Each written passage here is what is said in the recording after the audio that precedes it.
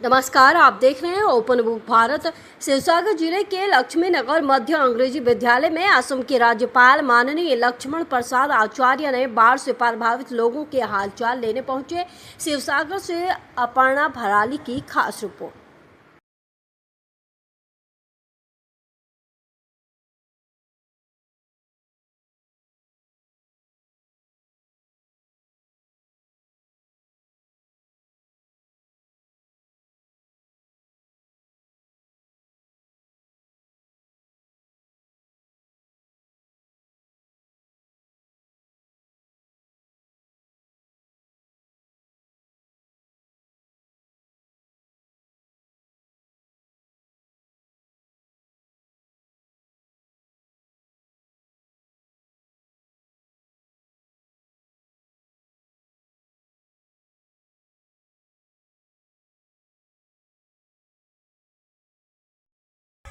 Disaster minister साहब बगल में बैठे हैं साहब और इस डिस्ट्रिक्ट के इंचार्ज प्रभारी मंत्री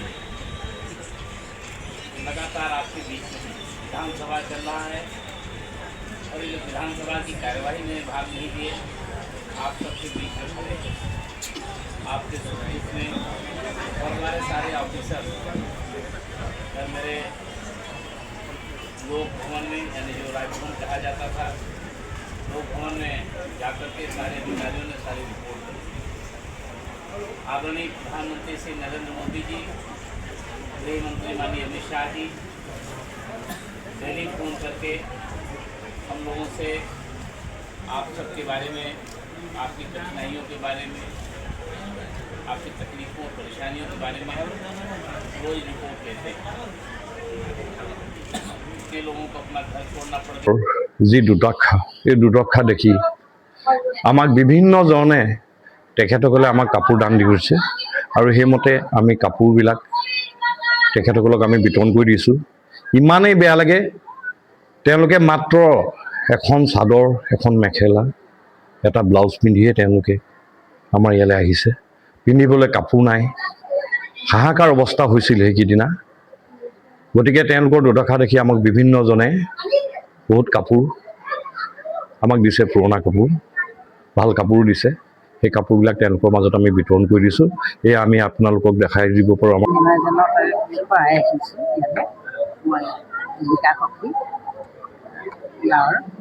পানী বহুত হৈ আছে, এতিয়া অলপ হ্ৰাস পাইছে না?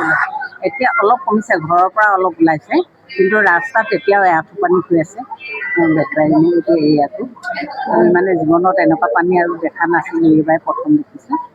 ঘৰৰ সা সামগ্ৰীখিনি সা সামগ্ৰী উলিয়াব নোৱাৰিলে, অকল তেখেতসকলে পিন্ধা কাপোৰখিনিহে আমি আনিব পাৰিলোঁ গোটেইখিনি। তেনেকৈ ধৰণে আমি আহিবলগীয়া হ'ল নিজৰ প্ৰাণ ৰক্ষা কৰি। কিছুমান মানুহে তলা লগাব পাৰিলে, যিখিনি ঠাইত আছিলে, যিখিনি অলপ দ হেৰিয়াত আছিলে, সেইখিনিয়ে নোৱাৰিলে উলিয়াব।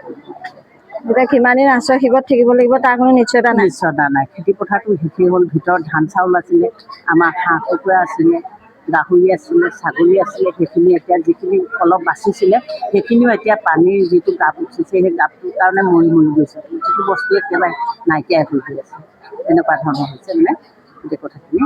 এতিয়া কেনেকৈ ইয়াততো বহুত ভালকৈ আছোঁ বাৰু, খাইছোঁ থাকিছোঁ, চবেই সুবিধা দিছে, ডাক্তৰো পাইছোঁ, গোটেইখিনি সুবিধাই পাইছোঁ আমি। কিন্তু আমি ঘৰত গৈ কি খাম, কেনেকৈ জীয়াই থাকিম, সেইটো আমাৰ ডাঙৰ কথা হৈছে, সমস্যা এটা হৈছে মানে গোটেই মানুহখিনিৰ কথা। ইয়াততো আমাক দিছে চৰকাৰে, আৰু যিকোনো বিভিন্ন জেগাৰ পৰা আমাক গোটেই সুবিধাখিনি দিছে, ইমানেই মৰম কৰিছে, আমি তেখেতসকলৰ লগত কৃতজ্ঞ হৈ আছোঁ। আমি সা সুবিধা পাইছোঁ, কাপোৰ কানিও দিছে, আমি নিজে এডোখৰ কাপোৰ পিন্ধি অহালৈকে গুচি আহিছিলোঁ যে, কাপোৰ কানিও পাইছোঁ, চবফালে আমি পাইছোঁ। কিন্তু ঘৰত গৈ কি খামগৈ, তাৰপিছত আমাৰ কি হ'ব, সেইটোৱে। আৰু যিখিনি সৰু সুৰা ঘৰ আছিলে, যিখিনি বাঁহৰ ঘৰ দুৱাৰ আছিলে, সেই ঘৰখিনি এতিয়া ভাগি যাব। আৰু সোমাবলৈ এতিয়া ৰাস্তা পদূলিৰ পানী এতিয়াও ওলোৱা নাই এই আমাৰ অঞ্চলটোত, যিহেতু নিমাইজান এইখিনি জেগা। গতিকে এতিয়া তাৰ পাছৰ কেনেকৈ হয়, চৰকাৰে আমাক যদি সুবিধা কৰি দিয়ে, তেতিয়া মানুহখিনি থাকিব পৰা হ'ব। তাৰপিছত কৰি কি খাব, আৰু হাজিৰা কৰিবলৈ আমি হাজিৰা কৰি খোৱা মানুহো আছে, দিন হাজিৰা কৰি খোৱা মানুহ, সেই মানুহখিনিয়ে কাৰ ঘৰত হাজিৰা কৰিব, এতিয়া হাজিৰা কৰিবলৈওতো জেগা দিব লাগিব। গতিকে আমি বহুত বিপদত পৰিছোঁ। আছে কোন ক্লাছত পঢ়িছিলা তুমি নহ'লে তোমাৰ কিতাপ পঢ়িব আছে না তোমাৰ তিতিলে वो वहाँ घरों में नहीं जा सकते, तब तक उनके रहने की घर तो व्यवस्था है ही नहीं किसी जब का। तक उनके रहने এই